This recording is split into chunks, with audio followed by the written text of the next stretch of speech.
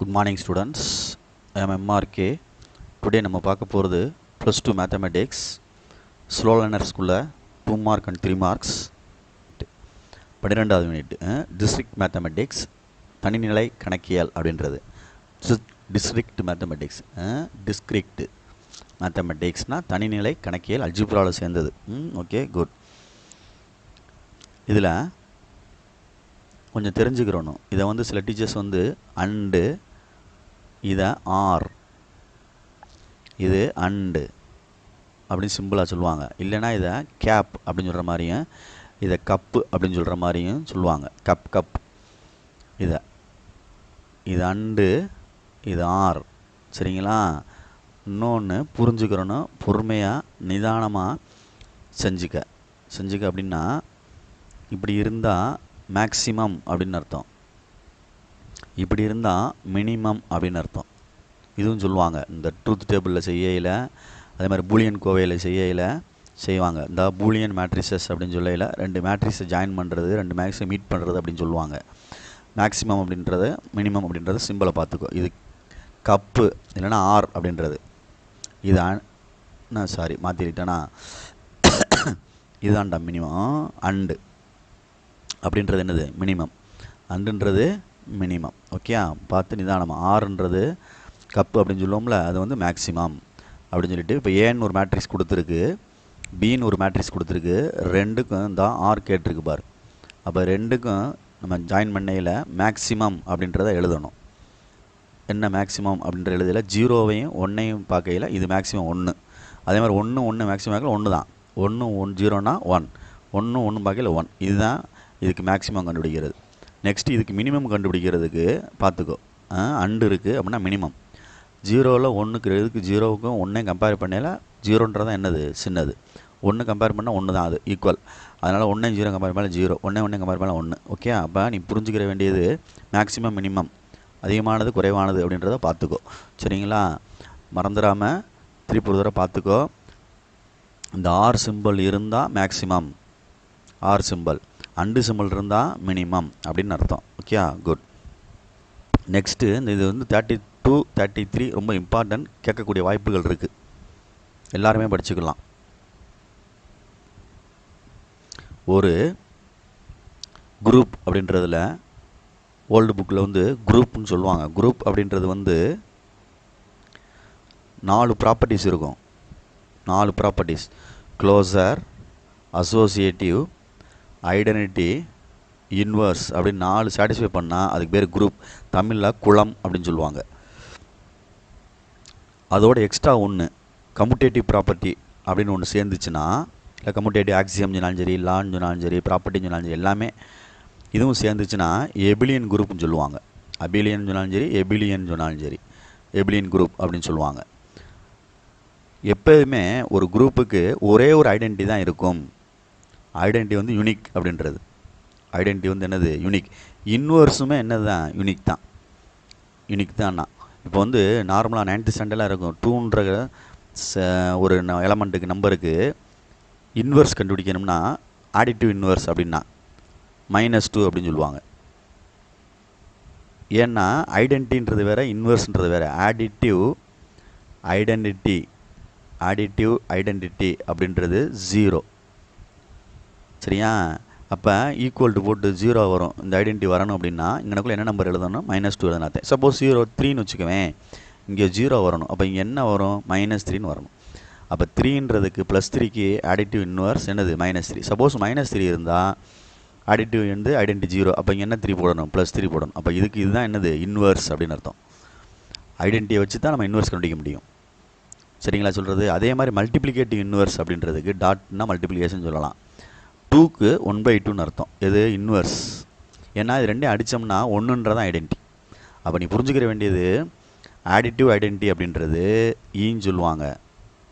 சரியா? Multiplicative identity அப்படின்றது ஈன்னு சொல்லுவாங்க. 2க்குமே தான். இதுக்கு வந்து 0, இதுக்கு 1. அப்போ ஒரே ஒரு நம்பர் தான், 0ன்ற நம்பர் மட்டும்தான் ஆடிட்டிவ் ஐடென்டிட்டி. அதே மாதிரி இன்வர்ஸ் ஐடென்டிட்டின்றது, மல்டிப்ளிகேட்டிவ் ஐடென்டிட்டின்றது 1 தான். அதை தான் இங்கே ப்ரூவ் பண்ணியிருப்பான். யூனிக் அப்படின்னா ஒருமைத்தன்மை வாய்ந்தது அப்படின்னு சொல்லுவாங்க. இப்போ நல்லா கவனிச்சு பாரு. சும்மா நானாக ஒன்று எடுக்கிறேன். அதாவது A star e equal to e star A equal to A அப்படின்னு அர்த்தம். அப்போ ஒரு இதை மட்டும் செக் பண்ணால் போதும். ஒன்று செக் பண்ணுறேன், இதை எடுத்து இப்போ நான் எடுக்கிறேன். ஏன்னு ஒரு நம்பர் எடுக்கிறோம், ப்ளஸ் எடுக்கிறோம், சரிங்களா? ஈக்குவல் டு இந்த 2 தான் வரணும். இந்த 2 தானே இது ரெண்டே எடுக்கிறோம், கம்பேர் பண்ணுறோம். ஏ ஸ்டார் ஈக்குவல் டு ஏ. முதல்ல வந்து ஆடிட்டிவ் பண்ணுறேன். இப்போ ஈன்றது இங்கே என்ன போட்டால் இங்கே 2 வரும், 0, அவ்வளோதான். அப்போ 0ன்றது தான் ஐடென்டிட்டி. சப்போஸ் இந்த இதை எடுக்கிறேன்னு வச்சுக்குவேன், இது ரெண்டையும் இ ஸ்டார், ஈன்னா தெரியாது, ப்ளஸ் ஸ்டாருக்கு பதிலாக ஏக்கு பதிலாக 2 ஈக்குவல் டு 2. அப்போ நான் இங்கனக்குள்ளே என்ன எழுதுனா 2 வரும், 0 தான் வரும். அப்போ யூனிக், அதாவது ஒரே ஒரு ஆன்சர் தான். என்ன ஆன்சரு? 0ன்றது தான் ஐடென்டிட்டி இ. அதை தான் அவங்க என்ன செஞ்சுருப்பாங்க அப்படின்னா 2 தான் எடுத்திருப்பாங்க. 2 நம்பர் இருக்க மாதிரி நம்மளாம் எடுக்கிறது. ஆனால் 2 ஈக்குவல்ட்டு காட்டிடலாம். E1 ஈக்குவல் டு E2னா ஒரே ஆன்சர் தானே. அப்போ ஒன்று தான் யூனிக் தான் ஐடென்டிட்டின்னு அர்த்தம். 2 வேறு வேறு நாட் ஈக்குவல்னா தான் வேறு வேறு ஆயிரும். 2 ஈக்குவல் ஆகிட்டு என்ன ஆயிரும், 1ன்னு ஆயிரும். இப்போ இதில் பாரு, இதை புரிஞ்சு எழுது, மனப்பாடம் பண்ணி எழுதிடாது. ஏதாவது ஒன்று E1 இஸ் ஐடென்டிட்டின்னு எழுதியிருக்கு. அப்போ இதுதான் ஐடென்டிட்டி. அப்போ நான் எங்களுக்குள்ள சொன்னேன்ல, இந்த நம்பர் ஏன்னு நினச்சிக்கோ, இந்த நம்பர் என்னது ஏ. அப்போ இதுதான் இங்கே வரும் பார். இந்தா தெரியுதான் பார். இங்கே என்ன சொல்கிறான், E2 இஸ் ஐடென்டிட்டின்னு சொன்னால் இங்கனக்குள்ளே பார்த்துக்கோ, இதுதான் ஏ. இந்த நம்பர் தான் இங்கே வரும், இந்த வருது பாரு. அப்போ இங்கே என்ன இருக்குது, இந்த E2ன்றது தான் ஐடென்டிட்டி அவன் எடுத்திருக்கான். அப்போ இதுக்கு ஆன்சர் E2 வருது, இதுக்கு ஆன்சர் என்ன வருது, E1 வருது. ஃப்ரம் 1 and 2லேருந்து எப்படி போட்டாலும் ஆன்சர் என்னது, ரெண்டு ஒன்று தான், ஈக்குவல்ட்டு தான். E1 ஈக்குவல் டு E2 அப்படின்னு அர்த்தம். மாற்றி போட்டிருக்கோம், இதை அப்படி மாற்றி போட்டிருக்கோம், அவ்வளோதான். அப்போ ரெண்டுக்குமே ஐடென்டிட்டி என்னது, ஒன்று தான். சரியா? அதனால தான் இங்கே நம்பரில் சொல்லி காமிச்சேன் உனக்கு, இது மாதிரியாக தெரியும் அப்படின்ட்டு. இதே மாதிரி தான் இன்வர்ஸ், எதிர்மறை இல்லை நேர்மாறு அப்படின்னு சொல்லுவாங்க. 2 தான் எடுத்துக்கலாம். A1 A2 வந்து 2 இன்வர்ஸாக இருக்கிற மாதிரி எடுத்துக்கலாம். புரியுதா சொல்கிறது? ஃபஸ்ட்டு இன்வர்ஸ் என்னன்னு தெரியணும். A star A inverse equal to e அப்படின்னு அர்த்தம். இல்லைனா மாற்றி சொல்லணும். மாற்றி சொல்லணும் அப்படின்னா ஏ இன்வர்ஸ் ஸ்டார் இங்கே எழுதலாம். A inverse star A equal to e அப்படின்னு சொல்லுவாங்க. சரியா சொல்கிறது? ரெண்டையும் தனித்தனியாக எழுதலாம். ரைட். ஒன்று எடுத்து செக் பண்ணுவோம், மல்டிப்ளை பண்ணுவோமா இல்லை அடிஷனுக்கு பண்ணாலும் சரி தான். சரி, இங்கே A star A inverse equal to ஈன்னு எடுக்கிறேன், ஒரு செட்டு மட்டும். இப்போ ஈன்றது ஆடிட்டிவ் எடுத்து வச்சோன்னு வச்சுக்குவேன். ஈன்றது உனக்கு தெரியும் 0. அப்போ இங்கே 2ன்னு ஒரு நம்பர் எழுதுகிறோம். இங்கனக்குள்ளே ப்ளஸ்ஸு ஆடிட்டிவ், இங்கனக்குள்ளே என்ன நம்பர் எழுதுனா 0 வரும். அப்போ தான் இன்வர்ஸ் கண்டுபிடிக்கலாம். அப்போ -2 அப்படின்னு அர்த்தம். அப்போ ஒரு குரூப்பில் அல்லது ஒரு செட் ஆஃப் இதில் எக்ஸிஸ்ட் வந்து இன்வர்ஸ்ன்றது ஒரு நம்பருக்கு 1 தான் இருக்கும். சரி, புரியுதா சொல்கிறது? ஒரு நம்பருக்கு 1 தான் இருக்கும். 2ன்ற நம்பருக்கு -2 அப்படின்றது தான் இன்வர்ஸ். அதைத்தான் இங்கே சொல்கிறது. அப்போ ஈன்றது ஐடென்டிட்டி எடுத்து, ஐடென்டிட்டின்றது காமனாக எல்லாத்துக்குமே வந்துடும் குரூப்பில், யூனிக்கு.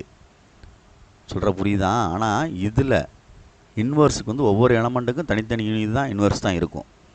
சரிங்களா சொல்கிறது? அதனால் பார்த்துக்கோ பொறுமையாக. இப்போ நான் வந்து அப்போ தனித்தனியாக இருக்கும் அப்படின்றனால A1 ஈக்குவல் டு A2ன்னு காமிச்சிட்டோம்னா, அதாவது ஒரு எலமெண்ட்டுக்கு 2 இன்வர்ஸ் இருக்கா அப்படின்னு பார்க்க போகிறேன். ஏன்ற எலமெண்ட்டுக்கு, சரி புரியுதா, ஏன்ற எலமெண்ட்டுக்கு இன்வர்ஸ் என்ன எடுத்திருக்கேன், A1 எடுத்திருக்கேன், ஆன்சர் ஈன்னு எழுதியிருக்கேன். அதே இது ஏன்ற எலமெண்ட்டுக்கு A2 இன்வர்ஸ்னு எடுத்திருக்கேன். ரெண்டுக்குமே ஆன்சர் என்ன தான் வருது பாரு, இ தான் வருது. அப்போ A1 ஈக்குவல் டு என்னது, AT. A1 equal to A2. அப்போ A1ன்ற நம்பருக்கு இன்வர்ஸ் கண்டுபிடிச்சோம்னா ஒரே ஒரு இன்வர்ஸ் தான் வரும். அது ஈக்குவல்னு அர்த்தம். அதுதான் யூனிக்னு அர்த்தம். புரியுதா சொல்கிறது? பார்த்து நிதானமாக செய். ஒரு செட்டுக்கு ஐடென்டின்றது 1, ஒரே ஒரு 1னா யூனிக்கு. இது ஒரு எலமெண்ட்டுக்கு, சரி புரியுதா, ரெண்டுக்கு வித்தியாசம் இருக்குது. ஒரு எலமெண்ட்டுக்கு ஒரு இதுதான் இன்வர்ஸ் வரும். சரிங்களா? அதை பார்த்துக்கோ. அதுதான் இங்கே முக்கியமானது ப்ராப்பர்ட்டியில். அதனால தான் இங்கே இந்த செட்டில் எடுத்திருக்கான் பாரு, in set S comma star அப்படின்னு எடுத்து E1 E2 பிலாங்ஸ்னு எடுத்திருக்கான் பாரு. அதனால் இதில் எலமெண்ட்டு சொல்லியிருக்கான் பாரு, inverse of A is A inverse சொல்லியிருக்கான் பாரு. சரி புரியுதா? இதில் E1 இஸ் ஐடென்டிட்டின்னு மட்டும்தான் சொல்லியிருக்கான் பாரு. இது ஒரு எலமெண்ட்டை கம்பேர் பண்ணி இன்வர்ஸ் கம்பேர் பண்ணியிருக்கான் பாரு. இதில் ஒரு எலமெண்ட்டை கம்பேர் பண்ணி ஐடென்டிட்டியை கம்பேர் பண்ணியிருக்கு இல்லை, தெரியுதா? அப்போ இது வந்து ஐடென்டின்றது ஹோல் குரூப்புக்கு, அந்த செட்டுக்கே யூனிக் தான், ஒன்று தான். ஆனால் இதை பொறுத்த மட்டும் ஒவ்வொரு எலமெண்ட்டுக்கும் யூனிக் அப்படின்னு அர்த்தம். புரியுதா சொல்கிறது? பார்த்து நிதானம் படிச்சு. இது 2 இம்பார்ட்டன்ட், ஏதாவது ஒன்று வரும். அப்போ பார்த்து நிதானமாக படிக்கணும். சரிங்களா? நிதானமாக படிச்சுக்கோ. நெக்ஸ்ட்டு ட்ரூத் டேபிள் அப்படின்றது ஸ்டார்ட் ஆகுது. இது வந்து உங்கள் டீச்சர்ஸை பொறுத்து ஒவ்வொன்றும் மாறும். இதை நம்மளை ரப் பண்ணிக்கிறேன், அப்புறம் சொல்கிறேன்.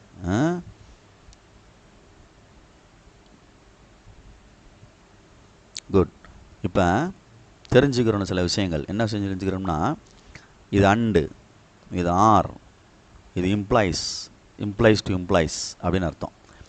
அண்டு சிம்பிள் வந்து டிடினா டி, நான் சொல்லிக் கொடுக்குற மெத்தடு இது என் பசங்களுக்கு. ஆர்னா எஃப்எஃப்னா எஃப், இதை மட்டும் ஆன்சர் எழுதுனா போதும். இதுதான் ஆன்சர்.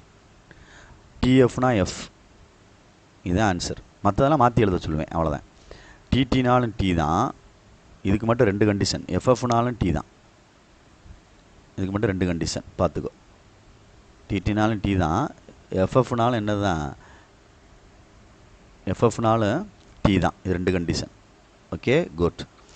சரி, ஒரு ட்ரூத் டேபிள் கொடுக்கையில், ஸ்டேட்மெண்ட் கொடுக்கையில் அந்த இது கொடுத்துருப்பாங்கல்ல, அதில் பார்க்கையில் எத்தனை கொடுத்துருக்கு அப்படின்னு பார்க்கையில் 2 கொடுத்துருக்கா 3 கொடுத்துருக்கான்னு பார்க்கணும். பீன்ற ஸ்டேட்மெண்ட் ஒன்றுனா டிஎஃப்னு எடுத்தால் போதும். ஒரு கான்சஸ் உண்டுன்னு வச்சுக்கிட்டா, அது மாதிரி ப்ராபபிலிட்டி மாதிரி தான்டா. ஒரு கான்சஸ் உண்டுனா ஒன்று ஹெட் விழுகும், இல்லைனா என்ன விழுகும்டா தம்பி, டெய்ல் விழுகும், அவ்வளோதான்.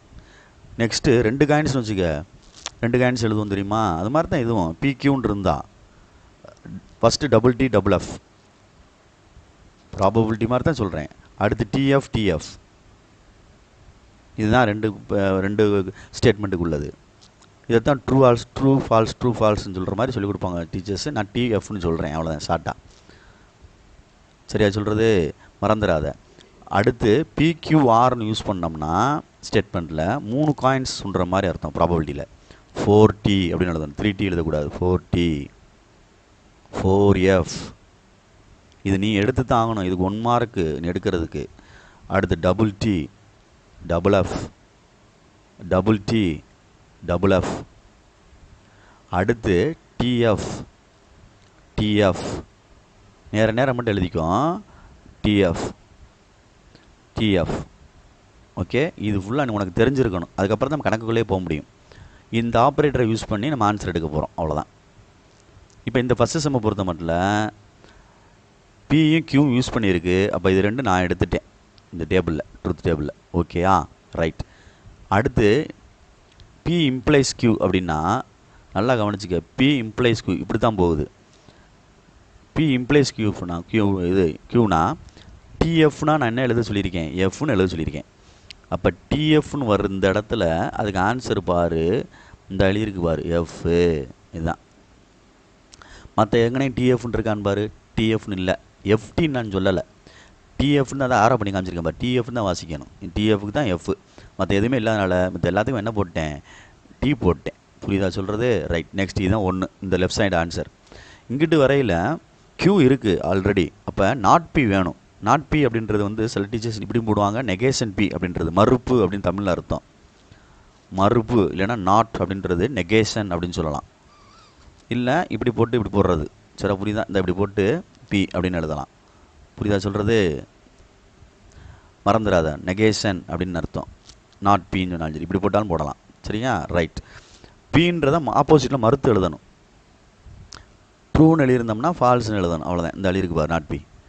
ஃபால்ஸ்னு எழுதியிருந்தால் ட்ரூன்னு எழுதணும். இதை ஒரு செட் எழுதிடணும் எப்போவுமே. நாட் பின்னா நாட் பி, பியை வந்து மாற்றி எழுதணும். கியூன்றதை நாட் கியூன்னு கேட்டிருந்தா கியூன்ற காலத்தை ஆப்போசிட்டில் எழுதணும், மறுத்து எழுதணும் நாட் பி அப்படின்றது. அதுக்கு அடுத்து என்ன போட்டிருக்கு ரைட் சைடில், நாட் பிக்கும் கியூக்கும் ஆர் கண்டுபிடிச்சிருக்கு.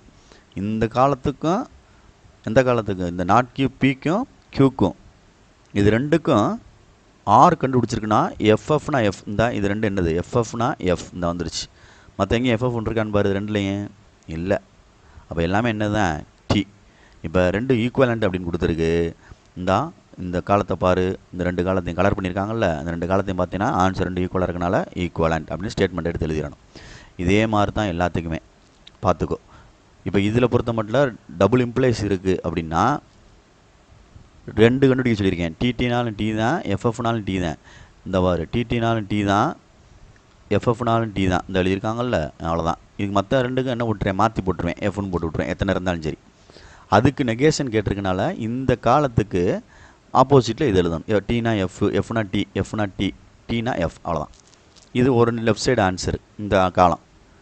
நெக்ஸ்ட் இந்த காலத்துக்கு கண்டுபிடிக்கல, பார்த்து கண்டுபிடிக்கணும். ஃபஸ்ட் நாட் கியூ கண்டுபிடிச்சா தான் நம்ம மூவ் பண்ண முடியும்.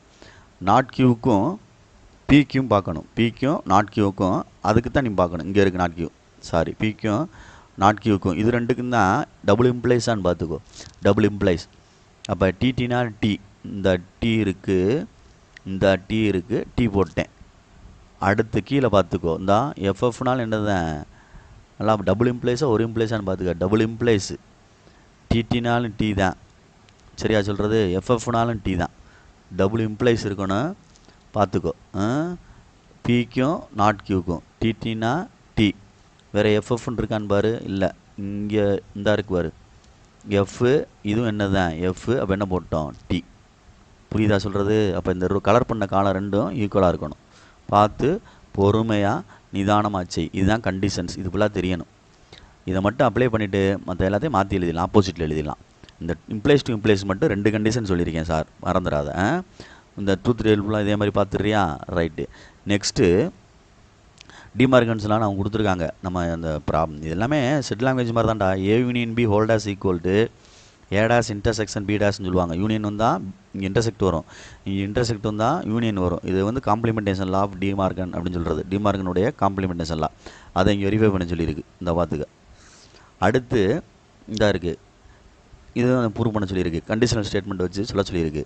ஓகே, நான் வந்து இதை ரப் பண்ணிவிட்டு உனக்கு மேலே மூவ் பண்ணுறேன். ஏன்னா அடுத்தடுத்து கொஞ்சம் டைப் இருக்குது இதில்.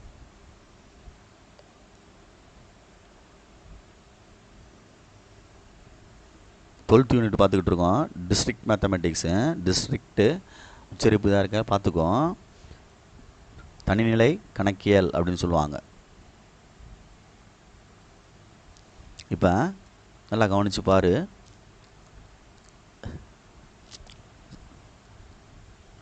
37 அதே தான், 38 அதே தான், 39 அப்படின்றதுக்கு அதே தான்.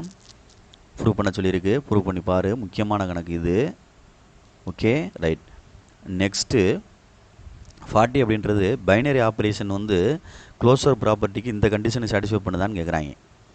பைனரி ஆப்ரேஷன்றது க்ளோசர் ப்ராப்பர்ட்டிக்கு இந்த கண்டிஷனை சாட்டிஸ்ஃபை பண்ணுதா அப்படின்னு கேட்குறாங்க.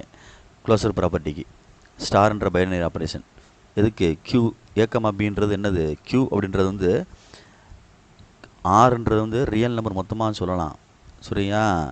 கியூன்றது என்னது? ரேஷனல் நம்பர் அப்படின்றது. அதனால் கொஞ்சம் பார்த்து நிதானமாக செஞ்சுக்கோ. ரைட்டு. எப்படி சொல்கிறது? A star B equal to A minus 1 by B minus 1, சரிங்களா சொல்கிறது? இப்போ ஏக்கு பதிலாக 1 கொடுக்கலாம், ஒன்றும் பிரச்சனை இல்லை. கீழே 1 கொடுத்தோம்னா 0/0 ஃபார்ம் சொல்ல இன்டிட்டர்மினட் ஃபார்ம் சொல்லுவாங்க. சரி, சப்போஸ் அதை விட்டு பிக்கு 1 கொடுத்துப்பார். ஏன்னா இன்டிட்டர்மினேட் ஃபார்ம் அப்படின்றது வந்து நம்மளுக்கு 7th யூனிட்டில் உள்ளது. லோபிதல் விதி, எல் ஹாபிட்டல் ரூல்ஸ்னு சொல்லி அப்ளை பண்ணி செய்கிறது லிமிட்ஸ்னு சொல்லுவாங்க. இந்த கணக்கை பொறுத்த மட்டும் இந்த கீழே பிக்கு மேலே 1 போட்டோம்னா நாட் டிஃபைனாக மாறிடும். நல்லா யோசிச்சுப்பார். பிக்கு மேலே 1 கொடுத்தா என்ன ஆயிரும்? நாட் டிஃபைன் ஆயிரும். அப்போ க்ளோசர் ப்ராப்பர்ட்டி என்ன செய்யாது? இது சாட்டிஸ்ஃபை பண்ணாது. அப்போ star is not binary on என்னது? ஆப்ரேஷன் ஆன் என்னது? கியூ அப்படின்னு அர்த்தம். புரியுதா சொல்கிறது? 1ன்னு போட்டு பார்க்குறேன், அதை சாட்டிஸ்ஃபை பண்ணலை. பிக்கு பதிலாக போடலை, நாட் டிஃபைன் வரல, அதை சாட்டிஸ்ஃபை பண்ணாது. ஏன்னா வரக்கூடிய ஆன்சர் அதுக்குள்ளே தான் இருக்கணும். அதான் செட் அப்படின்னு சொல்லுவாங்க. குரூப்பு ஒரு செட்டுக்கு 2 ஆன்சர் எடுத்து ஆப்ரேட் பண்ணி பார்க்கல, அதுக்குள்ளேயே அந்த ஆன்சர் வரும்டா. குரூப்பில் வந்து எப்போயுமே அதுதான் பைனரி ஆப்ரேஷனில் பண்ணி பார்க்கணும்.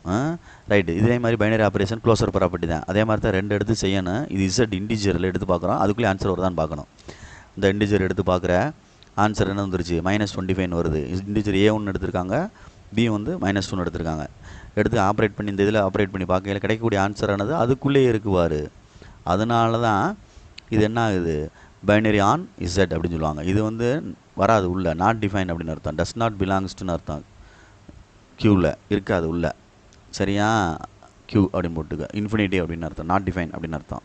இன்ஃபைனைட் அப்படின்னு சொல்கிறது, இல்லை நாட் டிஃபைன் சொல்லுவாங்க. சரி, இடத்த பொறுத்து அது உச்சரிப்பு மாறும். ஒரு இது இன்ஃபைனைட் சீரீஸ்னால் போயிட்டே இருக்கும் அப்படின்னு சொல்கிறதில்ல அப்படி போடுவாங்க.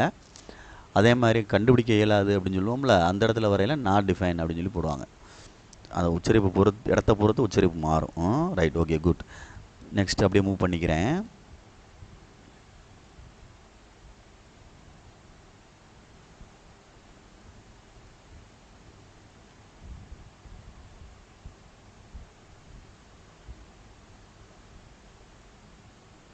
ம் 42 கொஸ்டின் நம்பர். அதே யூனிட் தான், 12th யூனிட் தான், டிஸ்ட்ரிக்ட் மேத்தமெட்டிக்ஸ் தான். அதே தான், தனிநிலை கணக்கியல் தான். இது ட்ரூத் டேபிள் தான். Okay, right. நெக்ஸ்ட்டு இதில் கொஞ்சம் கவனிச்சுக்கோ. இதில் வந்து 3 இது இருக்குது. டாட்டாலஜின்னு ஒன்று சொல்லுவாங்க. டாட்டாலஜி அப்படின்னு சொல்லுவாங்க. டாட்டாலஜி இல்லை டோட்டாலஜின்னு சொல்கிறாங்களா, மிஸ்ஸில் எப்படி உச்சரிக்கிறாங்களோ உச்சரிச்சுக்க. டாட்டாலஜி அப்படின்றது மெய்மை அப்படின்னு அர்த்தம். டாட்டாலஜி அப்படின்றது மெய்மை. கான்ட்ரடிக்ஷன்றது முரண்பாடு. இது எல்லாமே ஒன்லி கண்டெயின்ஸ் டி அப்படின்னு வரும். காலம் வந்து ஒன்லி கண்டெயின்ஸ் ஆன்சர் என்ன வரும், டி வரும். கான்ட்ரடிக்ஷன் அப்படின்றது முரண்பாடு. கான்ட்ரடிக்ஷன் அப்படின்றது முரண்பாடு. ஒன்லி கண்டெயின்ஸ் எஃப்னு வரும் காலம்ஸ் கடைசியில். Okay, right. இன்னொன்று வந்து கண்டிஜென்சின்றது மாற்றி மாற்றி வரும், சேஞ்ச் ஆகி வரும். டிஎஃப் அந்த மாதிரி சேஞ்ச் ஆகி வர்றது தான் என்னது, கண்டிஜென்சி அப்படின்னு சொல்கிறது. அப்போ லாஸ்ட் அந்த ரிசல்ட்டை பொறுத்து சொல்லணும். இந்த கேட்டிருக்கான் பாரு, இதை பொறுத்து சொல்லையில் இருந்தால் லாஸ்ட் காலம் கண்டெயின்ஸ் எழுதணும்டாங்கண்ணே. Last column contains only T, therefore the given statement is tautology அப்படின்னு சொல்லணும். இது last column contains only F, therefore given statement is என்னது, கான்ட்ரடிக்ஷன் அப்படின்னு எழுதணும். இது மாற்றி மாற்றி வரனால கண்டிஜென்சி அப்படின்னு சொல்லணும். புரியுதா சொல்கிறது? இது மறந்துடாத. டாட்டாலஜினா டி இருக்கு பாரு, டாட்டாலஜினா ட்ரூ. தமிழில் வந்து மெய்மைன்னு அர்த்தம், கான்ட்ரடிக்ஷன்னா முரண்பாடுன்னு அர்த்தம், மறந்துடாத. ரைட். நெக்ஸ்ட்டு 48ன்றது பழையதுக்கே போகிறாங்க. இந்த 2 நம்பரை கொடுத்து பி போர் என் வந்து A star B equal to A B, இது ஆப்ரேட்டிங்கு. அது வந்து 2 நம்பரை எடுத்து ஆப்ரேட் பண்ணி பார்க்குறோம், நேச்சுரல் நம்பர்கள் இருக்கா அப்படின்னு பார்க்கணும். எதை பொறுத்துன்னு பார்த்துக்கோ. ஆப்ரேஷன் கிவன் தேட்னு கொடுத்துருப்பாங்க. ஏன்னா எதை பொறுத்து அப்படின்னா மல்டிப்ளே பொறுத்தா அப்படின்ற மாதிரி. இப்போ வந்து இதில் கொடுத்துருக்கு ஏ போர் பி அப்படின்னா ஏக்கு என்ன ஆன்சர் போடுவோம், மேலே பிக்கு போட்டுடலாம். இப்போ 2 ஸ்டார் 3 அப்படின்னு வச்சுக்கவேன், 2 பவர் 3ன்னு வரும், 8ன்னு வரும். அதான் சொல்கிறோம். சப்போஸ் 3 ஸ்டார் 2ன்னு போட்டால் இடம் மாறிடுச்சுல, இது ஏ ஆயிடுச்சு, இது பி ஆயிடுச்சு. அப்போ 3 ஸ்கொயர் போட என்ன ஆயிடுச்சு, 9. 2 ஒன்றா, நாட் ஈக்குவல் டு. சொல்கிற புரியுதா சொல்கிறது? 2 ஒன்று கிடையாது. கம்யூட்டேட்டிவ் ப்ராப்பர்ட்டி மட்டும் என்ன செய்யாது, சாட்டிஸ்ஃபை பண்ணாது. ஆனால் இந்த ஏ 2 பவர் 3 போட்டால் 8ன்னு வர ஆன்சரும், இது போட்டாலும் பிலாங்ஸ் டு என்ன தான், நேச்சுரல் நம்பர் தான். அதனால் க்ளோசர் ப்ராப்பர்ட்டி இது என்ன செய்யும், சாட்டிஸ்ஃபை பண்ணும். க்ளோசர் ப்ராப்பர்ட்டி சாட்டிஸ்ஃபை பண்ணும். கம்யூட்டேட்டிவ் என்ன செய்யுது, க்ளோசர் ப்ராப்பர்ட்டி சாட்டிஸ்ஃபை பண்ணுது. கம்யூட்டேட்டிவ் என்ன செய்யலை, சாட்டிஸ்ஃபை பண்ணலை. இதில் வந்து வெரிஃபை பண்ண சொல்லியிருக்கு, க்ளோசரை சாட்டிஸ்ஃபை பண்ணும். க்ளோசர்னா 2 எடுத்து ஆப்ரேட் பண்ணி பார்க்கல அந்த ஆன்சர் அதுக்குள்ளே இருக்கான்னு பார்க்கணும், அவ்வளோதான். கம்யூட்டேட்டிவ்னா A star B equal to B star ஏன்னு வரணும்டா, இதான்டா கம்யூட்டேட்டிவ். அப்படி வராது இந்த 2.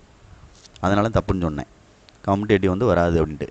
க்ளோசர்ன்றது 2 எடுத்து பார்த்துட்டு ஆன்சர் வர்றது அதுக்குள்ளே இருக்கான்னு பார்த்தா முடிஞ்சிடும், ஏபின்னு எடுத்து. அசோசியேட்டிவ்னா 3 எடுத்து பார்க்கணும். அசோசியேட்டிவ்னா என்ன செய்யணும், 3 எடுத்து பார்க்கணும். சொல்ல புரியுதா? இப்போ ஏக்கு ஒரு ஆன்சரு, பிக்கு ஒரு ஆன்சரு, சிக்கு ஒரு ஆன்சரு, ஏதாவது ஒன்று எடுத்துப்பார். சிக்கு ஒரு ஆன்சர் அப்படின்னு எடுத்து பார்க்கையில் பார்த்து நிதானமாக செய்யணும்.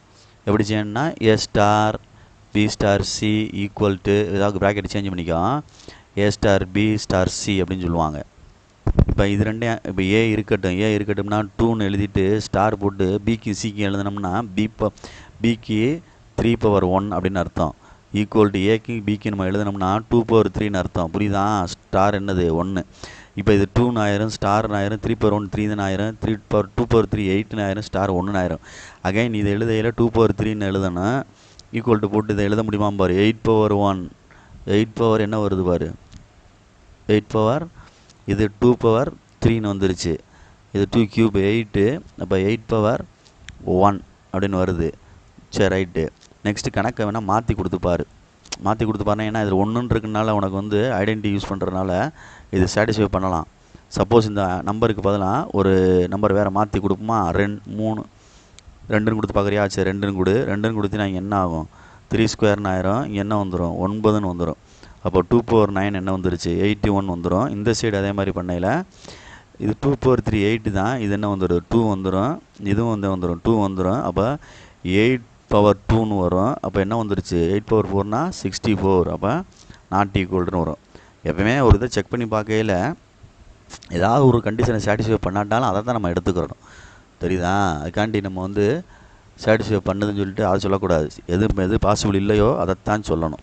ஓகே, அதனால் இதில் பாசிபிள் ஆகாது கண்டிஷன் ஃபுல்லாக. அதனால் அசோசியேட்டிவ் ப்ராப்பர்ட்டி என்ன செய்ய முடியாது, ட்ரூ கிடையாது. ஐடென்டி எடுத்து செய்யல வரும், ஆனால் இந்த நேரத்தில் வராது, மற்ற நம்பர்ஸ்க்கு வராது. Okay, good. நெக்ஸ்ட்டு 49. அதே மாதிரி தான் ரூட்டு. இப்போ ரூட்டுக்குள்ளே எப்போயுமே மைனஸ் வரக்கூடாது. மைனஸ் வந்து அது காம்ப்ளெக்ஸ் நம்பராக மாறிடும். என்ன வந்துடும், காம்ப்ளெக்ஸ் நம்பராக மாறிடும். தெரியுதா சொல்கிறது? அதனால் இது ரியல் நம்பர்ஸுக்கு எந்த ஆறுன்னு கொடுத்துருக்கான் பாரு, அது ரியல் நம்பருக்குள்ளே என்ன செய்யாது, இது வராது. ஐன்னு வந்து இந்த நம்பரை வெளியெடுத்தோம்னா எதாவது மாறிடும். ஐன்னு வரனால இது இமேஜினரி பார்ட்னு சொல்லுவாங்க. உனக்கு செகண்ட் யூனிட் நீ படிச்சிருக்க, அதனால் இது does not belongs to R அப்படின்னு அர்த்தம். அதனால் நான் star is not binary on R அப்படின்னு சொல்லுவாங்க. சார் புரியுதான்? ரியல் நம்பருக்கு அது கிடையாது. ஏன்னா ரூட்டுக்குள்ள மைனஸ் இருக்குனால வெளியில் வர ஐ வந்துடும். இமேஜினரி பார்ட்டாக மாறிடும். இந்த கண்டிஷன் படி வராது. ஓகே, பொறுமையாக நிதானமாக பார்த்துக்க. குட்.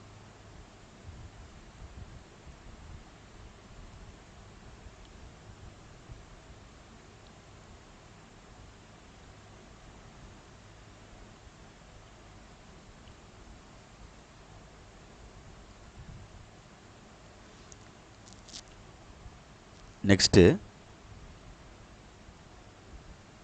நம்ம 50 சம்மு 50 50வது சம்மு 51 அதே தான் ட்ரூத் டேபிள். இதெல்லாம் 5 மார்க் கண்டிஷனில் வர மாதிரி இருக்குது, பார்த்துக்கோ. ரைட்டு. நெக்ஸ்ட்டு 54, இது 53 அதே தான். 54 ப்ரீவியஸ் இது பைனரிக்கு தான் போகுது. இது இன்டிஜர்லேருந்து எடுத்து செய்கிறனால 2 நம்பர் எடுத்து இன்டிஜர் ஆப்ரேட் பண்ணி பார்த்தா வருதான்னு பார்க்கணும். இது இன்டிஜர் ஆயிடுச்சு, இது இன்டிஜர் ஆகலை, இது ரேஷனல் நம்பர் ஆயிடுச்சு. அதனால் இதுக்குள்ளே வராது. இன்டிஜர்ன்ற முழு எண், தமிழில் முழுக்கள் அப்படின்னு சொல்லுவாங்க. ஒரு ரவுண்டான நம்பரு. 0 இங்கிட்டு வரும், இங்கிட்டு -0லேருந்து வரும், இங்கிட்டு மைனஸ் நம்பர்லேருந்து வரும்ல, எல்லாம் சேர்ந்தது. ஆனால் இன்டிஜர்னு சொல்கிறதுனா முழு நம்பர் 0 1 2 அந்த மாதிரி, இங்கிட்டு -1 -2 அந்த மாதிரி இன்டிஜர் இடைப்பட்ட நம்பர் வராது. அதெல்லாம் சேர்ந்தது தான் ரியல் நம்பர்ஸ்னு சொல்கிறது. அதனால் இது does not belongs to Z அப்படின்னு சொல்கிறனால ஸ்டார் இஸ் என்னது நாட் பைனரி ஆன் இசட் அப்படின்னு சொல்லிடுவாங்க. கிடைக்கக்கூடிய ஆன்சர் அதுக்குள்ளே இருக்குண்டா தம்பி, அதை பார்த்துக்கோ.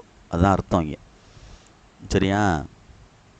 ஏன்னா வந்து ஒரு இதில் எடுத்து போட்டு பார்க்கையில் வருதுன்னு போட்டிருக்கு. இன்னொன்று நான் சொன்னல அவன் டெஸ்ட் மாற்றி போடல, என்ன செய்யலை, இந்த இது வந்து வந்திருக்கு, இதை போட்டு பார்க்கல என்ன செய்யலை, வரல. அப்போ 2 ஆன்சரை கூட்டினா வராதில்ல, அதுதான் இங்கே அர்த்தம், சாட்டிஸ்ஃபை பண்ணாதுன்னு அர்த்தம். புரிஞ்சு பார்த்துக்கோ. நெக்ஸ்ட்டு 55 இது ரொம்ப இம்பார்ட்டன்ட். 55 இது இம்பார்ட்டன்ட் சம்டா தம்பி. இது உனக்கு தெரியும்னு நினைக்கிறேன், ஈஸியாக போட்டுருவோம். A*B கொடுத்துருக்கு, இதை வந்து அதே ஸ்டைலில் அப்ளை பண்ண சொல்லியிருக்காங்க. ஏக்கு பதிலாக இது, பிக்கு பதிலாக இது. அப்போ இது 2 முதல்ல ஆட் பண்ணால் அது 2 அப்புறம் மல்டிப்ளை பண்ணணும். இந்த இருக்குது -7 காமனாக உள்ளது போட்டு ஆப்ரேட் பண்ணி ஆன்சர் எடுத்துரு. ஓகேயா? குட். வேறு ஒன்றும் கிடையாது. இதுதான் நம்ம யூனிட் 9க்கு உள்ளது. ஸோ ப்ளீஸ் கேர்ஃபுல்லாக படிச்சுக்க. இதுலேருந்து கண்டிப்பாக நீ 2 மார்க் அட்டன் பண்ணலாம், 3 மார்க் அட்டன் பண்ணலாம். Very very useful unit. 12வது யூனிட் வந்து very very useful unit. So please கேர்ஃபுல்லாக படிச்சுக்கோ. என்னுடைய வார்த்தைகள் கொஞ்சம் மாறுச்சுன்னா கொஞ்சம் பார்த்துக்கோ. ப்ரொனன்சியேஷன் வந்து உச்சரிக்கையில் எனக்கு இதாகுது, வேறு ஒன்றும் இல்லை. அதை கொஞ்சம் அட்ஜஸ்ட் பண்ணி தெளிவாக கேட்டு பார்த்துக்கடா தம்பி. தேங்க்ஸ்டா.